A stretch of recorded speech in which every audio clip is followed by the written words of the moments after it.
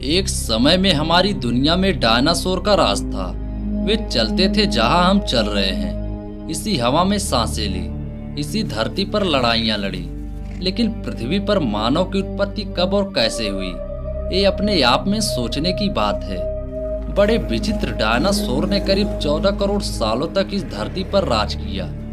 Dinosaur की कई हजार प्रजातियां थीं। इनमें से कई शाकाहारी थे, कुछ मांसाहारी और कुछ डायनासोर बहुत ही शांत स्वभाव के थे और कुछ डायनासोर बहुत ही हिंसक और खतरनाक थे। ये उस समय के सबसे सफल जीव थे। लेकिन फिर अचानक ऐसा क्या हुआ? वह कौन सी घटना थी जिसने इनका नामो निशान ही मिटा दिया?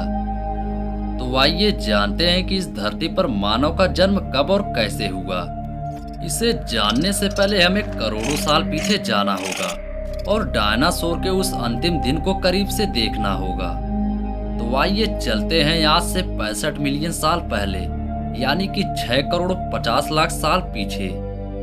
दोस्तों, आज से लगभग 6.5 करोड़ साल पहले धरती पर मौसम सामान्य था। चारों ओर सूरज की रोशनी बिखरी हुई थी। लंबे लंबे पेड़ों से टकराती समुद्र की ठंडी हवाएं और चारों तरफ डायनासोर के चिल्लाने चिढ़ाने की आवाजें। जब ये सारी डायनासोर प्रजाति जब आराम से धरती पर अपना जीवन बिता रहे थे, तब 10 करोड़ साल पहले ही इनकी किस्मत लिखी जा चुकी थी। 10 करोड़ साल पहले एक छोटा सा एस्टेरॉयड का टुकड़ा जो दूर अंतरिक्ष से आ रहा था, वह पृथ्वी से लगभग 20 करोड़ मील दूर मंगल और बृहस्पति के बीच क्षुद्र बेल्ट में घूम रहे एक बड़े एस्टेरॉयड से जा टकराता है। इस टकराव से उस बड़े एस्टेरॉयड की दिशा बदल जाती है और वह क्षुद्र ग्रह बेल्ट से निकलकर सीधे पृथ्वी की ओर 22,000 मील प्रति घंटे की रफ्तार से बढ़ने लगता है। जब यह एस्टेरॉयड पृथ्वी से 3,84,000 किलोमीटर की दूरी पर था, तब शायद धरती से डायनासोर का अंत न होता यदि यह एस्टेरॉयड पृथ्वी के उपग्रह चांद से टकराता।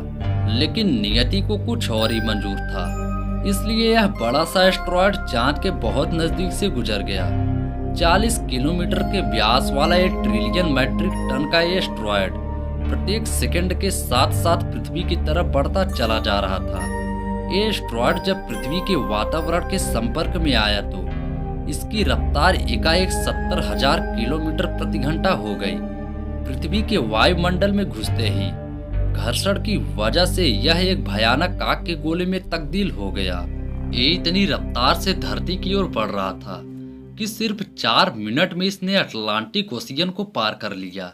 इसमें चमक इतनी अधिक थी कि पृथ्वी पर टकराने से पहले ही हजारों जीव आग के इस धड़कते गोले को देखकर पूरी तरह से अंधे हो चुके थे। ये जीव उस उल्का को देख ही नहीं पा रहे थे, लेकिन वह इसकी भयानक गर्मी को महसूस कर रहे थे। कुछ ही क्षण में ये एस्टेरॉयड सिक्कों की खाड़ी जमीन से जा टकराता है और लगभग यह 35,000 डिग्री सेल्सियस ऊंचा वाला एक भयंकर विस्फोट होता है। इस टकराव का विस्फोट लगभग 10 हाइड्रोजन बम के विस्फोट के बराबर था। ये विस्फोट इतना शक्तिशाली था कि इसके टकराते ही धरती की लाखों टन धातु अंतरिक्ष में चली गई। टकराने वाली जगह पर 180 किलोमीटर चौड़ा 20 किलोमीटर गहरा गड्ढा बन गया। विस्फोट के कारण इस गड्ढे का सारा मेटल और पत्थर आसमान में धूल के बड़े बादल में बदल गए। लगभग 16 मिनट 40 सेकंड बाद जमीनी टकराव की वजह से धरती के अंदर चारों ओर 12.1 तीव्रता की भूकंपी तरंगे उठने लगी। इस वजह से समुद्र में विशालकाय लहरों का निर्माण हुआ और एक के बाद एक सुनामी की लहरें चारों तरफ बढ़ने लगी। भूकंपी तरंगों ने सभी सक्रिय ज्वालामुखियों को धड़का दिया, जिसके कारण जगह जगह डायनासोर का विनाश शुरू हो गया।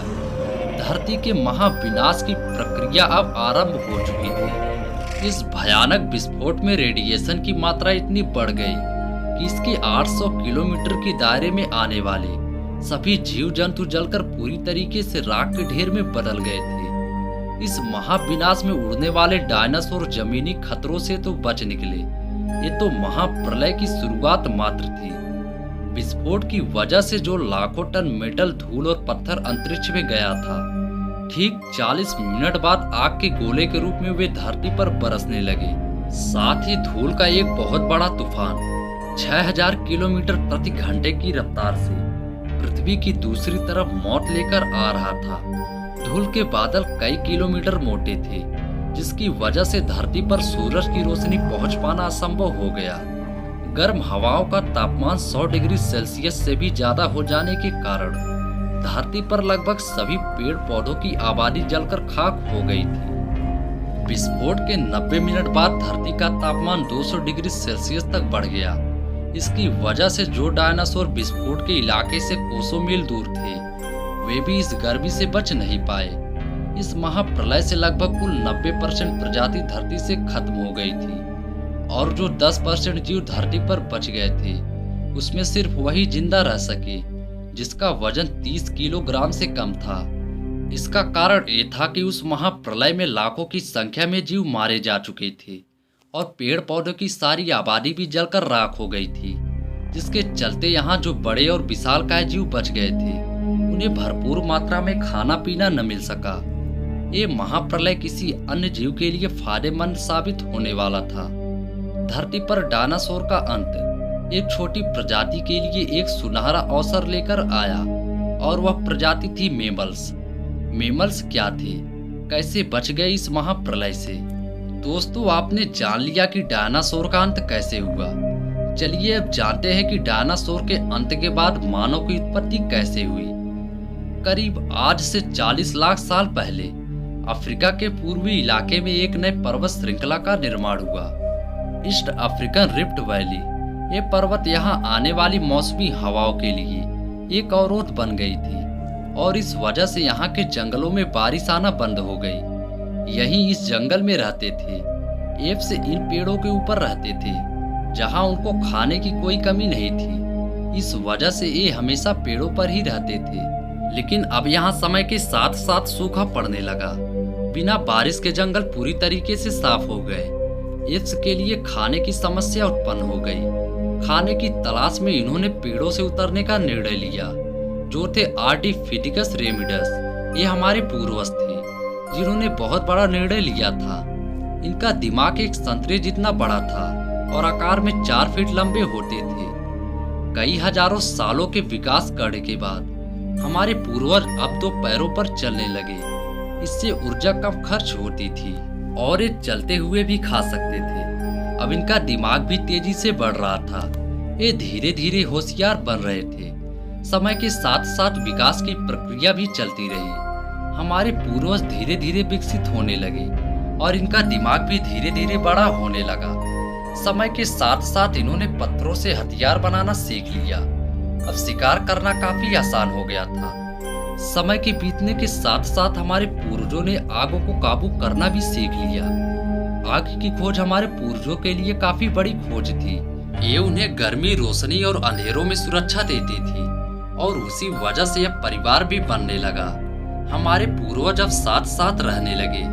आग में पका मांस चबाने में कम ऊर्जा खत्म होती थी और इसी वजह से ये ऊर्जा अब उनके दिमाग में खर्च होने लगी। हमारे पूर्वजों का दिमाग अब काफी बड़ा हो चुका था। तो दोस्तों, आपने इस वीडियो में जान लिया कि धरती पर इंसान पहली बार कब तथा कैसे आया। अगर हमारी वीडियो पसंद आई हो तो वीडियो को लाइक कर चैनल को सब्सक्राइब जरूर करें। तब तक के लिए धन्यवाद।